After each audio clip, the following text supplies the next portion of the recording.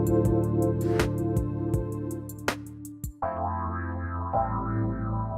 everybody, welcome. It's so great to have all of you tune us in and turn us on. We have got a great lineup for you today. I am very excited about Jonathan Bell joining us here today. And I want to just tell you a little bit about why I'm excited. Benny, I want to give a shout out. How are you today? Olivia, how are you today? I'm doing good, thanks. You hanging in there, right? Oh, yeah, you know it. All right. So you heard me over 16 years, Benny, talk about the fact that both Linda and I worked at the phone company. You can't even call it a phone company. Every time I say that, I get an email. It was Ma Bell, and we worked there for 25 years. And then we went on to work on the divested companies. And one of the things that Linda and I were involved with as both directors and executive directors was HR and diversity, employment law, all of the above. And I'm not going to talk about Linda's history with the company, but she holds a record actually in going to court and testifying. So she owns a record, which I'm not going to talk about today. But we got a dose of what it means to be in a place where we understood some of the nuances. Now, here's what I want to say as I have all of you greet and meet Jonathan. If you take all of our U's in HR, Linda's a gazillion, mine a gazillion, and you put them all together, it wouldn't be enough knowledge, information, and wisdom to navigate through the labor and employment situation today. None of that. But here's what we know and why we want to talk to Jonathan Bell. When you are faced with a situation and you don't know what you don't know, even if you think you know it, and you can't find anyone to go through, and you're dealing with an emotional, physical, health, you're in the world of not knowing right now, you're watching the news, you're hearing, oh, we'd be back to work by the 1st. You know, our governor came out yesterday. I'm not sure what our governor is looking at, but he has a date of May 4th to get rid of the shelter at home thing. But here's where we are. We need help. So Jonathan is an attorney, labor and employment attorney, founder of Bell Law Group, coming here today because he is like us. He realizes out there in the world that we have never had to navigate through employment, unemployment, discrimination, wage, all of the above. We have never had to navigate in this way. Even with the repeal of the psychological contract in 91, or actually Exxon before that, even with that, we didn't quite have this. So today, he's joining us here today because he is stepped out and he is helping people without charging people, helping people understand coronavirus job loss could total 47 million, while the unemployment rate may hit 32%. But the statement I made the other day was a statement that everybody emailed me on. He's going to weigh in on. And what I said was, the people that are unemployed may or may not find themselves in a job when they get back. Jonathan, it's great to have you here today. Thank you so much for having me. Looking forward to doing the show. What got you fired up to the point where you said, wow, we got to do something here. We got to help people. What was it? Did you have like a tipping point moment? I had a moment where like a little light bulb went on, but what was it for you? Well, initially I wanted to get into the labor and employment field because I find that mostly employees are struggling to know what their rights are. I hate the feeling of someone being discriminated against based on race, age, religion, gender, disability. I was always raised to stick up for the underdog. So I don't like that situation. Obviously, there's also different laws between federal, state, and city laws, so it's very complicated. And even a company with the best intentions could make mistakes. But let's fast forward now to the coronavirus. Yeah. I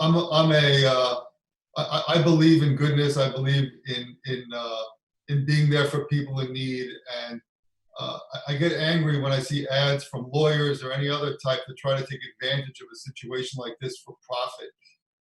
So what I did is I just opened up my lines, my emails, Facebook. Everyone's contacting me from different places, and I'm giving the best guidance I can under the circumstances, all for free, because I would never want anybody to capitalize on people's desperation.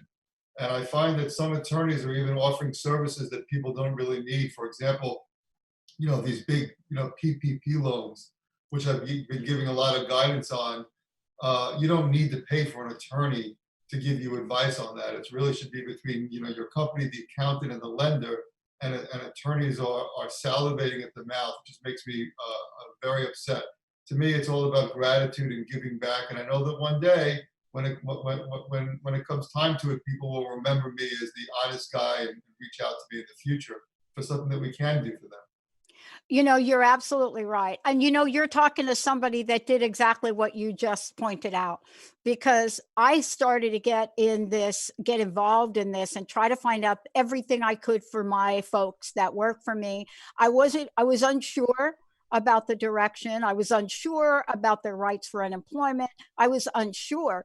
And so I'm one of these people that went and sought an attorney, right, to help me, because to be honest with you, my accountant, I love him. He tried to help me. He is in the middle. He's down to 2 people. He's in the middle of tax season. And so here we are, somebody like me, small business, been in business since 2003. I had to hire an attorney just to help me answer one question on the form I was filling. And you're right about it. I mean, under normal conditions, attorneys' fees are pretty robust.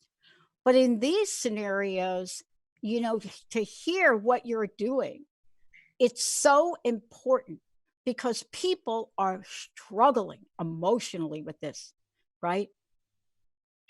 Absolutely, absolutely, and that's the reason why we're offering these services. Fortunately, I've been blessed. I've been, I started my practice very soon after law school, so I've been practicing for close to actually about 20 years now. Yeah. So, we have a number of attorneys in our office, and fortunately, we have enough work in the pipe work that would allow me to kind of step out and handle things on a pro bono type basis and answer questions for free, while we continue to my attorneys continue to work on the other matter. So I just, thank God I'm in this position to do that, to help people. And like I said, the idea is, number one, I feel good about myself doing this. And number two, something comes down the road and they'll come back to me. I mean, the majority of the cases, the types of questions I'm getting now has to do with these SBA loans, the PPP, about, how to get it turned from a loan to a grant. We get a lot of those questions. We're also getting a lot of questions about, the new federal laws that came into place April 1st.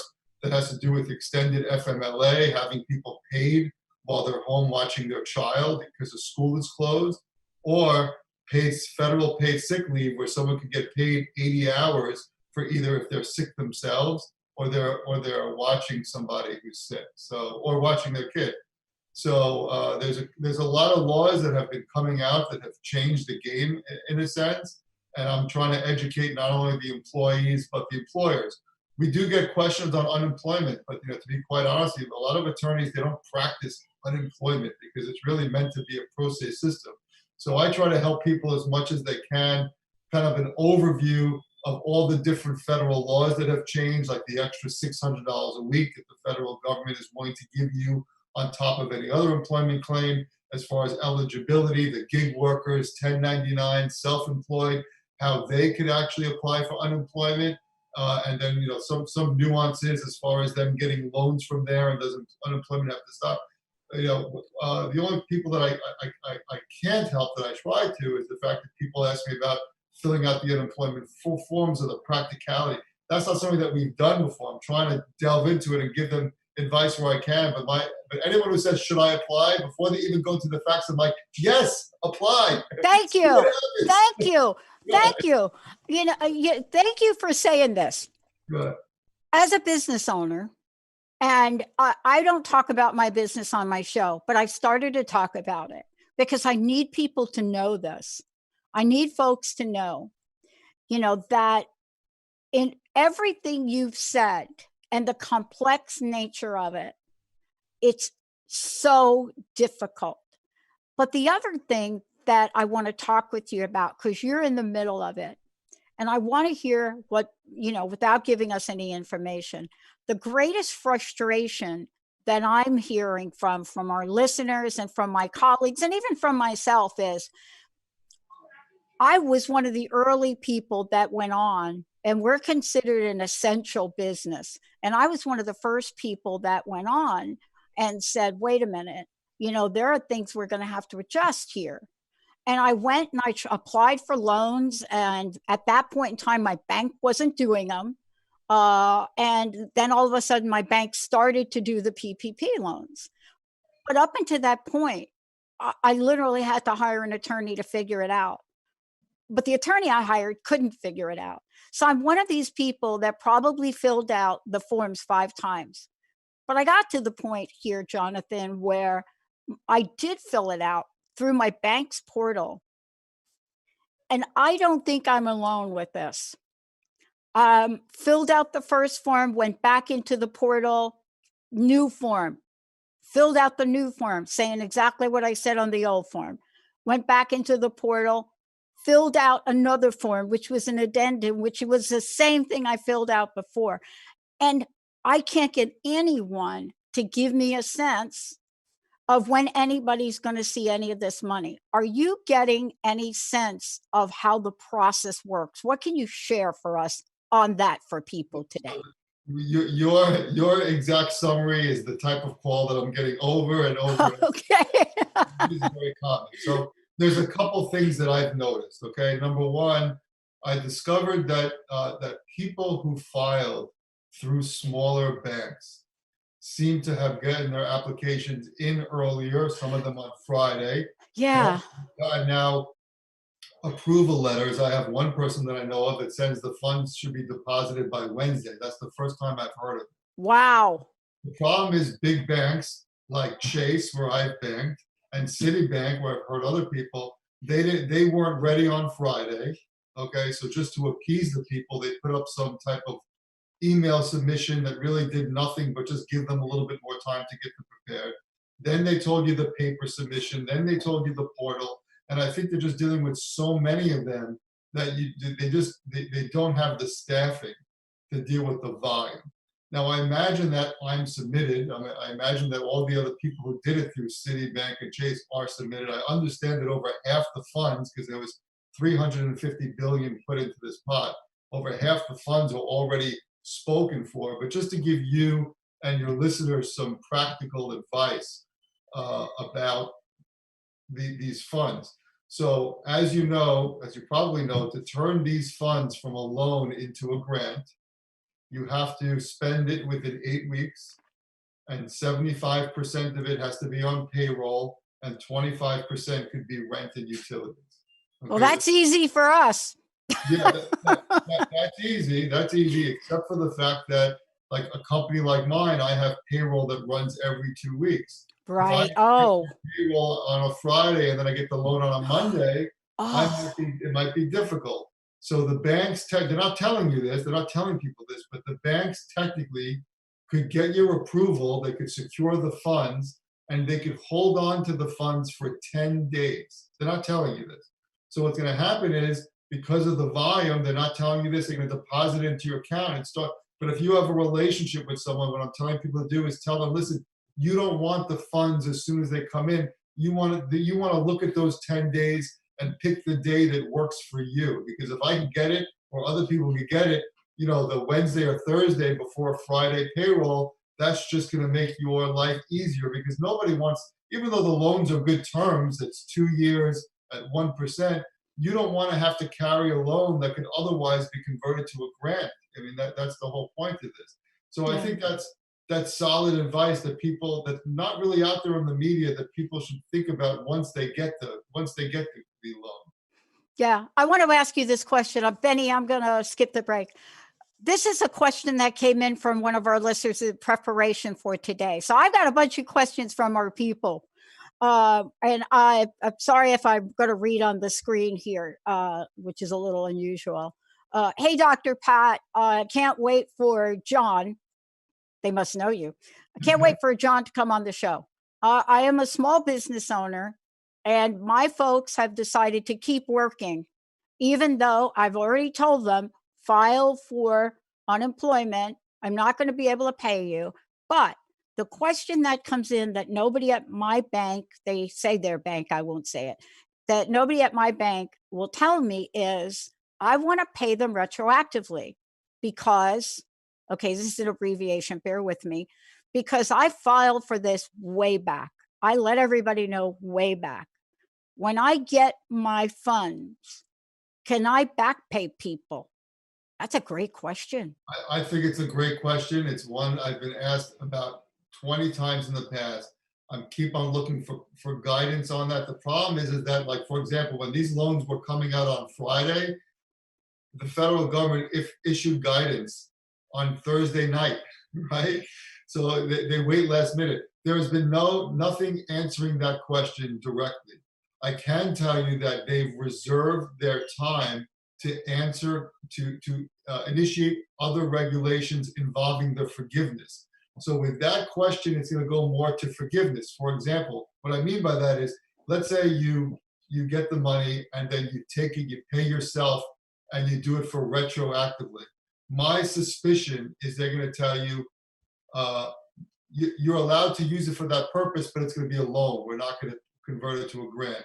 My suspicion, based on everything that I've seen, is that they want you to use it for the 8-week period moving forward when you get it, to keep people on. And the reason they're doing that, by the way, Okay. not because they want your business to survive. The reason they're doing it is they want unemployment numbers to be as low as possible, which is why they're requiring you to have the same number of staff as you had before, have the same salaries minus 25%. You can do it as you had before. So I would love to give you a definitive answer on that. I could just tell you my suspicion at the time, given everything that I've read. Well, that's why you're on the show today, because if you're like us, and we have been growing, we have a technology release that really is going to change the landscape of podcasting all over the world. It's coming up. And so everything we've been doing, and I'm not alone. I talk to my colleagues that own businesses, and they say we've been ramping up.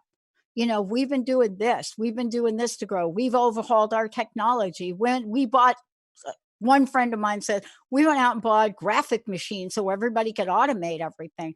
And so here they are. They have sort of ramped up. They've got a lot of expenses because what did we do to ramp up? Well, we took out loans because we're ramping up. What kind of relief outside of the payroll aspect?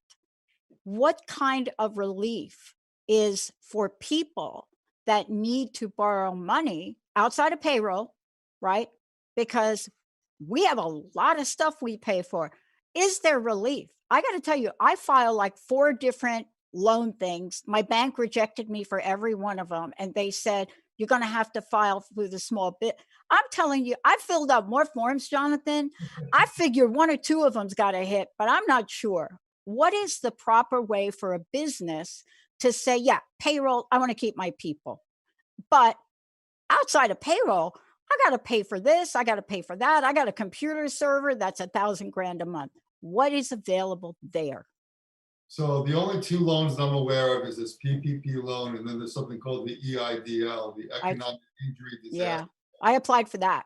Right. So the way that loan is supposed to work is you apply for that loan, and within 3 days, they're supposed to give you $10,000 that acts as a grant. So in other words, even if you get disapproved for that loan, that $10,000 is yours free and clear to use on, you can't replace lost profits, but you're allowed to use it for inventory. You're allowed to use it for things other than payroll. And then there would be a loan connected with it if you're approved, okay, at a very low interest rate. You could apply for up to $200,000 without a personal guarantee. After that, you'd have to do a personal guarantee. That was the original plan. Nobody got the $10,000. No, I was just going to ask you. Yeah. As I'm listening to you, I'm trying to log into my account because I'm like, I didn't get any money. Yeah. Nobody got the $10,000. Now they're saying it's limited to $35,000. They're just changing it. I mean, Well, I think their heart is in the right place and they say something. The problem is the follow through. And now, you have people who may have furloughed or laid off people, but the employers kept them on thinking that they're going to get these loans. But all we're hearing is crickets. And going to another, you asked me about things that frustrate me. I want to go back to that question because there's one other thing. It's just my nature of you know, looking out for the small person, the minority business owner, a female business owner. These banks are making their own rules in a sense. The federal government saying this is the PPP. You can apply through your lender. Good luck. The lenders are coming back and saying, well, if you have, we're not going to do your loan unless you have an account here and you have a line of credit or you have an. And a lot of these small business owners don't have that. So now you're dealing with these big businesses that obviously, they need help too. But what about the mom and pop places that they don't have this strong banking relationship? They desperately need this, and now they're being blocked out of it. So there's a lot of frustration on that too. I feel like in these situations, everybody should have equal access to these loans. this is so bizarre too. Let's talk to this one point because this is real for me. I have a long-standing relationship with my bank, Bank of America. Long-standing relationship. I even have people in the bank that I can work with because I've interviewed a lot of the folks. And generally speaking, they've done a great job to help me to a point.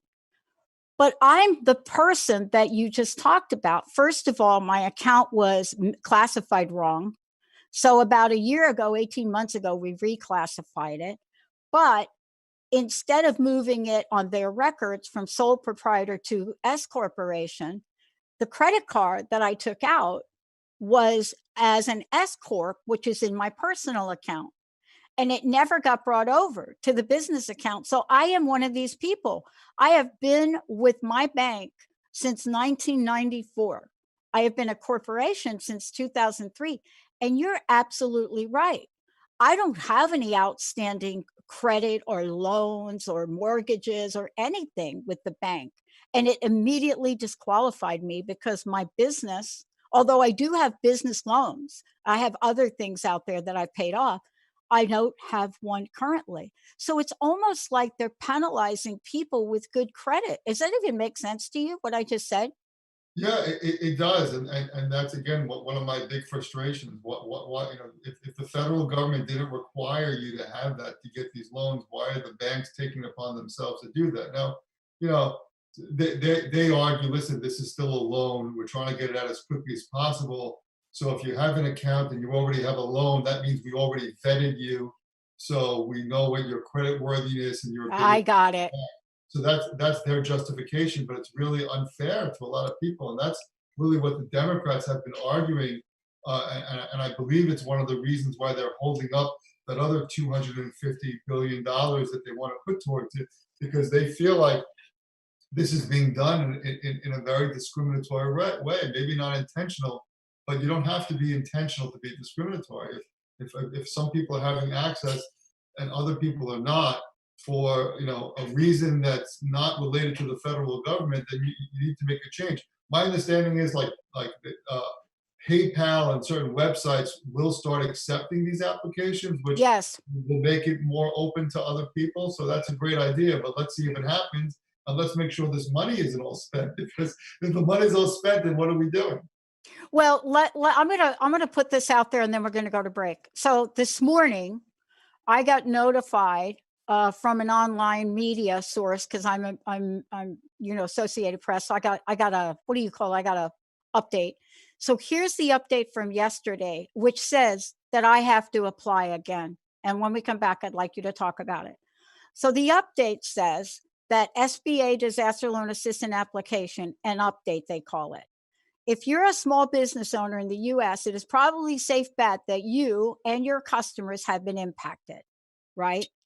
And so what they're saying is they talk about, hierarchy accounting. But they go on and they say this. Unfortunately, they're talking about themselves. Those of us that were early movers now have to reapply using the new streamlined EIDL application. And I have to tell you, the only reason I know this, and I was one of the first people to apply, old school and then update, because of this interview, I went and looked for updates. It now appears that all of us, and people don't know this, Jonathan, we have to reapply. Let's take a short break. When we come back, I am so grateful for Jonathan. When we come back, we're going to give you lots of information about his law firm, what they're doing, and man, what an angel to be able to come out and help people. What a role model of leadership during this time. And I'm just saying, this is a law firm. This is a group of people that are feeling our pain and free of charge coming out here and offering assistance. And if you're like me and you got that update this morning, you cried so long your mascara ran. Not Benny, though. Let's take a short break. We'll be right back.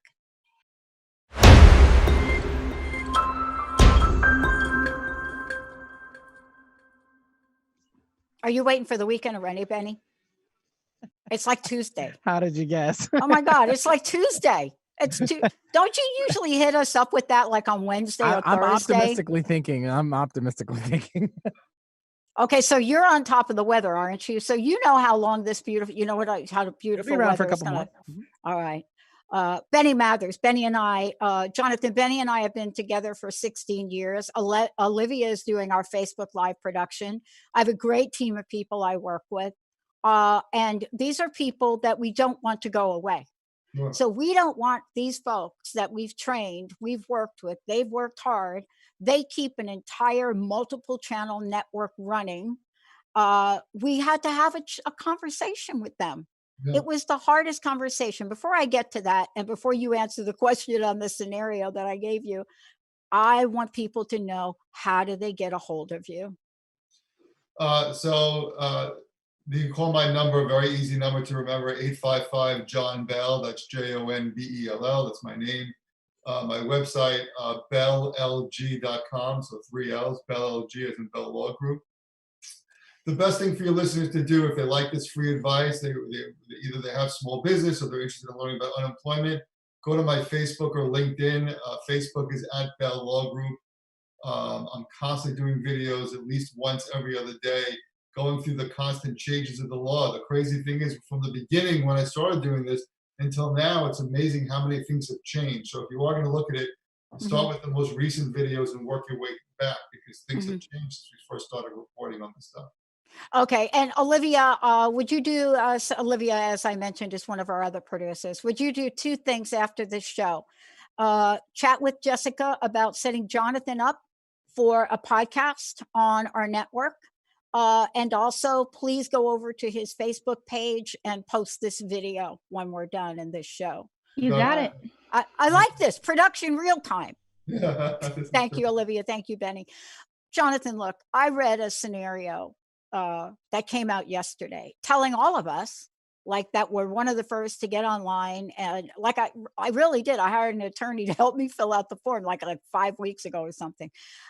I have to file again. That's what I just read. Can you please update us on what the heck that's about? Yeah, so my understanding is, like you said, and again, I just learned this coincidentally because I've been out there talking about this, that I have friends and clients, every time they get an update, they like to channel it through me. So apparently I have a friend, he applied very early, that required him to file his tax returns, and just was a lengthier application process. He didn't hear anything. So after time, he kept on contacting SBA over and over again. Finally got someone online. They said, well, if you applied early on, you have to apply again because those were disregarded. But they didn't send anybody any notifications. You have to almost be very lucky to find that information out. So then he's going ahead and reapplying. But the important thing to realize, though, EIDL and PPP, you can apply for both. But realistically, from what I'm learning, even if you look at the PPP application, they look at your average payroll. But in addition, they also want to know if you took the EIDL, because they're going to add that to the amount of your PPP. Any part that's unpaid because the PPP is supposed to essentially refinance that EIDL. So that $10,000 grant that they give you initially, they don't want you to double dip.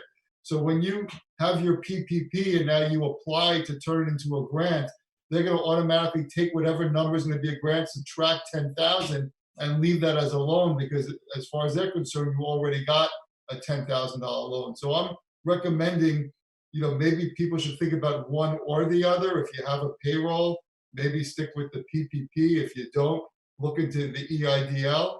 I think is a better way to go, and will give you the most forgiveness because at the end, listen, the interest rate on the PPP, like I said, is only 1% over 2 years. But if you don't want the loan, then there's no reason to get a loan.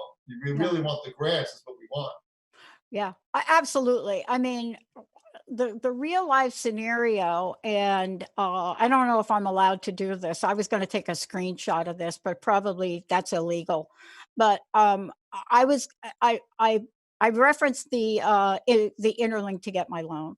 So I went back in, and there are now four PDFs for me now. So I've already uploaded what our 1099 miscellaneous was last year. I already uploaded all of that stuff from last year. But if they use last year and not this year to pay salaries, the gap between where we were last year and how we increase payroll this year, there's a gap of seriously a monthly gap of about $8,000. And, I sat here and I agonized over it, but I filled out all the forms. And I wake up this morning and there's another form they want.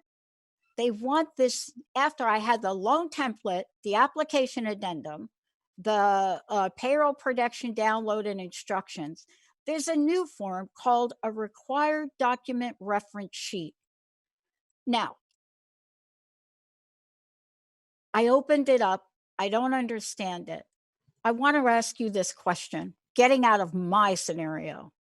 Can you share with us what some of the top questions, issues people are calling you for? Most of them are calling and saying, "Hey, John, I understand the concept of PPP, but where's the money?" Yeah. And I tell them, I said, "Listen, I could guide you, but I'm not the government. I don't know where the money is. I imagine that it should start coming through very soon, but that's really where the biggest frustration is where's the money?" Some people tell me, "Well, I really, how is the breakdown? Do I have to pay? Like, what's the reasoning behind the 75% payroll?" And the reasoning is simple. They're giving you 8 weeks to pay. 8 times 7, there's 7 days in a week, is 56. The average that they're giving you is 2.5 months your payroll. 2.5 months is 75 days. So 56 over 75 is essentially 75%. So that's why they're giving you 75% of your payroll, and 25% could be spent on utilities. And another question people are asking me is, could I pay myself? Or I understand there's that people who make over 100,000 don't count. That's not true.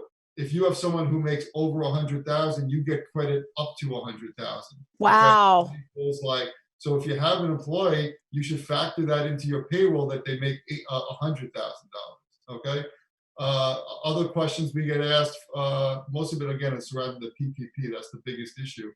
Is I understand that I have to have the same number of people. You don't have to have the same number of people, but what happens if you have 9 full-time employees and you had to let one go and now you have 10 full-time? No, if you had 10 and now you have 9, the grant's is gonna give you 90%. So they factor in the percentage less of individuals that you had.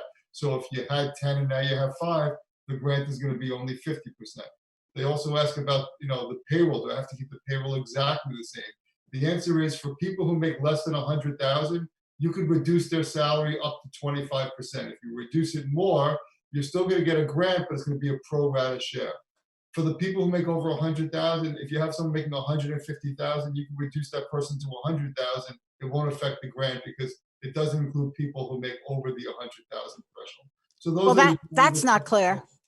Yeah, those are the questions I'm answering mostly. Okay, I want to get to again. You've offered your advice. One more time, please tell everyone the best way for people to get a hold of you and your team with their questions. Sure.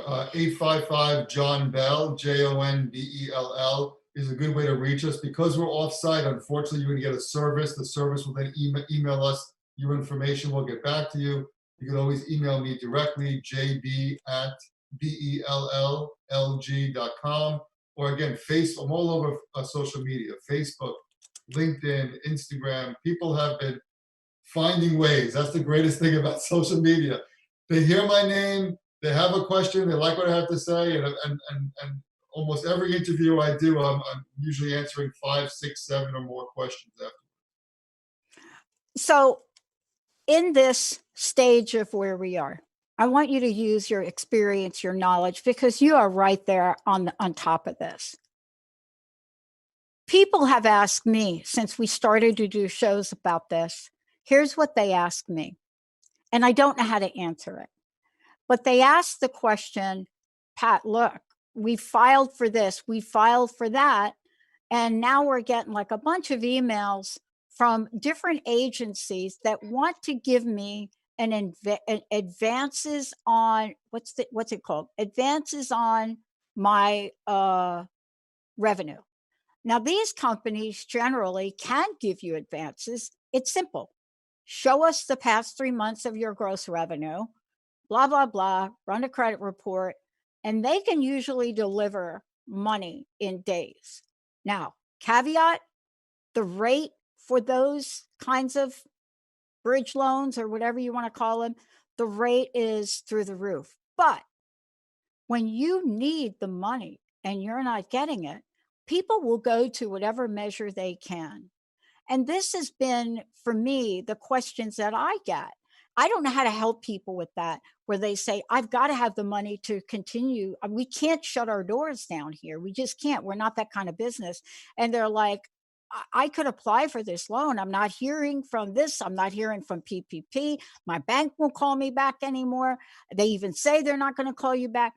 I don't know what to say to people. Yeah, what I've been telling people, and this is kind of the way we started out, is I hate when companies and individuals take advantage of a situation Oh, like that. They smell the blood, they smell the desperation, they want to make a quick buck. And it drives me mad that you're taking somebody and putting them potentially in a worse situation just so they can get some quick relief.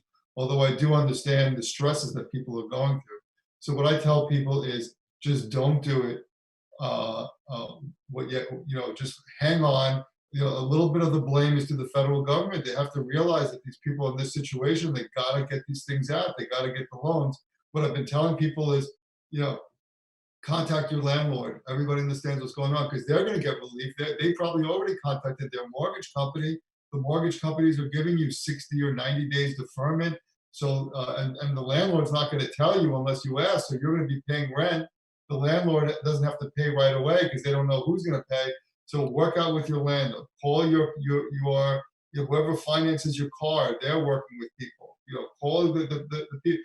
Try to keep it as much as you can without being taken advantage of, because they're making a large interest. It goes the same thing because we do a little personal injury too. When we get these advanced funding, you have somebody who's in an accident, it's a good case, eventually they're going to get paid. And then some investment company comes along and says, hey, we'll give you $20,000 now, even though the case could be worth $300,000. And then when all's said and done, you have to pay us back $30,000 or $40,000. It's just not fair.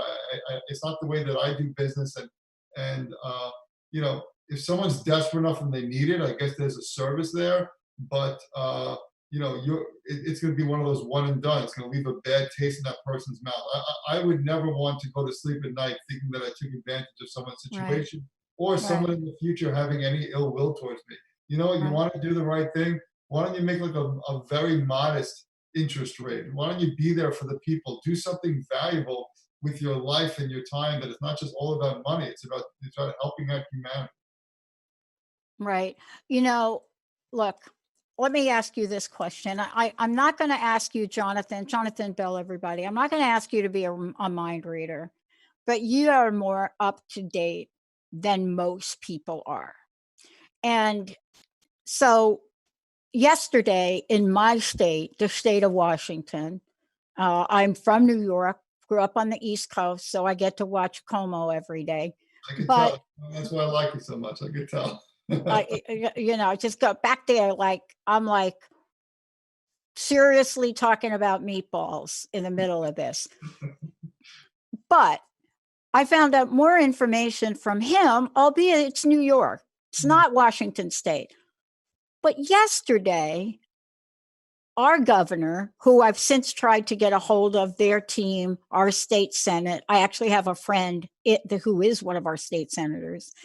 And I tried to say, did he really mean getting back to work, of releasing or letting go of the shelter at home by May 4th? He said it. And when they asked him, are you going to extend?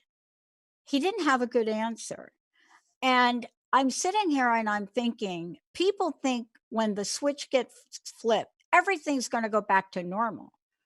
But then in the same breath, out of his mouth, he says, oh, but we need to have extra special precautions for the magic number he came up with, people over 65.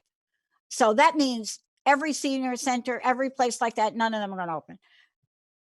What are you hearing, or what is your sense? Because people are holding on and saying to themselves, Jonathan, if we're going to go back, why should I apply for anything? Yeah, Like May. Yeah, that's a great question, and I don't know that I have the best answer for it. I don't either. Yeah, I don't think they should be giving us any dates right now because there's so much unknown.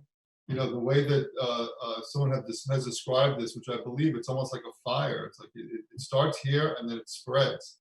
And I feel like the people who haven't really gone through the fire yet, they're getting itchy to go back to work, but they don't realize that once they start going back to work, the fire is going to be there. And they're, this reminds me a little bit of September 11th, if you're a New Yorker, in the fact that Yeah. you know somebody or a friend that's very close to you and they know somebody that died.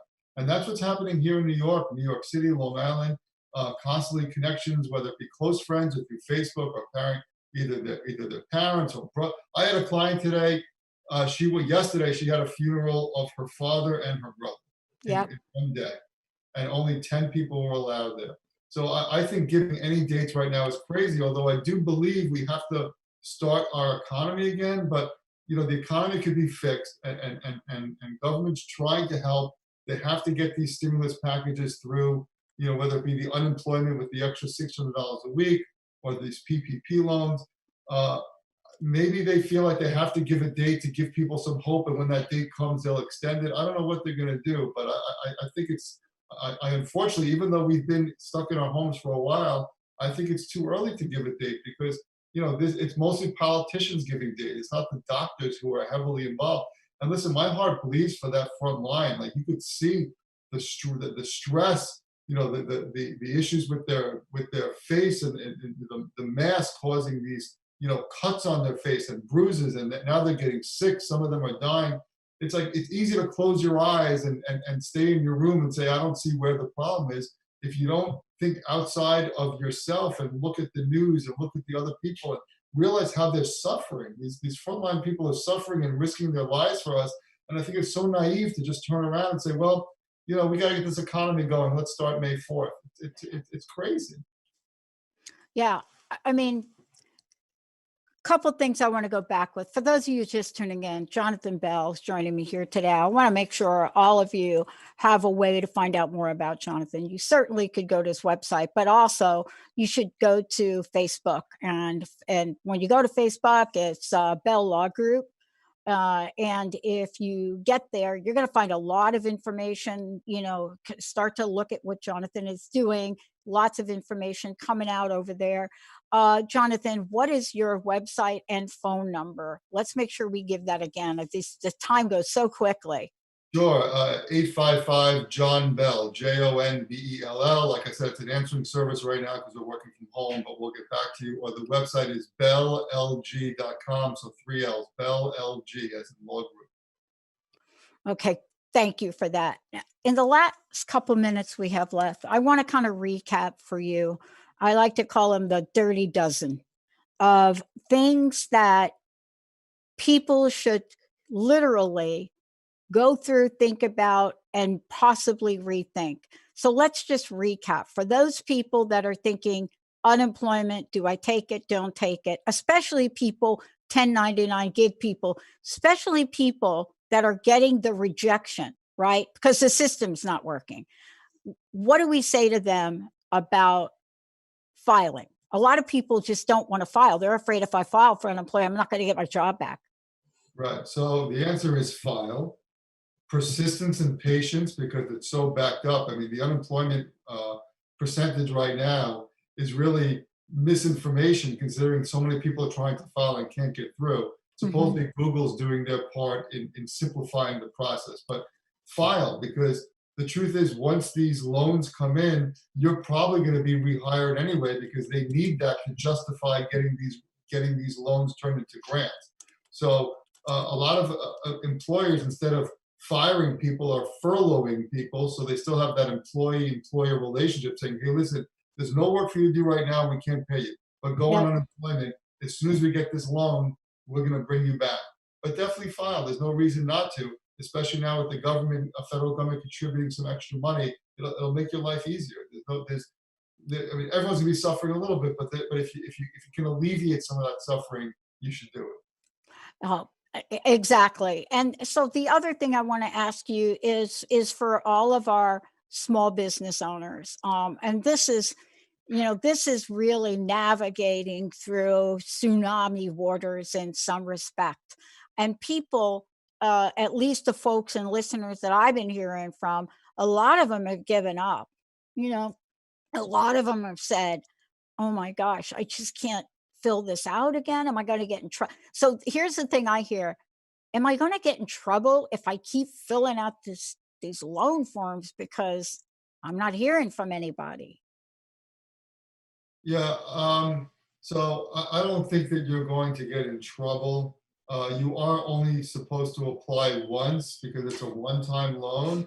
Yeah. But like for example, just from personal experience, we had to fill it out a paper submission. I sent it to the lender. The lender said, no, now we're doing it through online. I submitted online. They told me that it's in the queue and get. So I'm just assuming because they're not contacting me that it's been submitted. You can't get anybody on the phone, but I'm making that assumption. I can see why people are getting worried and maybe want to go to another lender. If you feel more comfortable with another lender, maybe a small bank that you've heard, maybe your friend or neighbor actually got approved and got their loan, I would maybe contact the original lender and tell them no longer to process it and move it. But I think that there's going to be an understanding. If you apply more than once, it's not like you're looking to get more than one loan. It's just the fact that you're getting frustrated with the process. I think that you'll still get the loan if you apply more than once. It just might delay it because there might be some type of fraud alert. But I wouldn't worry about any type of criminal implications or anything. It's just a matter of clearing it up. To listen, I applied, I didn't hear anything, I got nervous, so I applied again. Well, I mean, I'm one of these people that I applied online in the online system. I got an application submitted. I have an actual application number. And, I'm not sure, even after reading that article, that I should do it again. I mean, I'm not sure what has changed in the online application. So, what I'm asking in this last minute left, help us make sense of what to do. And also, if we don't know, we need to call somebody. Yeah, so really, what you should be deciding is the EIDL the best way to go? Is the PPP the best way to go, or do I need both? The only reason to try, for some reason, if the PPP that makes you pay payroll, utilities, and rent, if you feel like you need something outside of it and probably want to spend it on inventory and things of that nature, maybe you want to do both, including the EIDL. Just know that the EIDL, other than the $10,000, that's a loan. Like you're going to have to pay that back.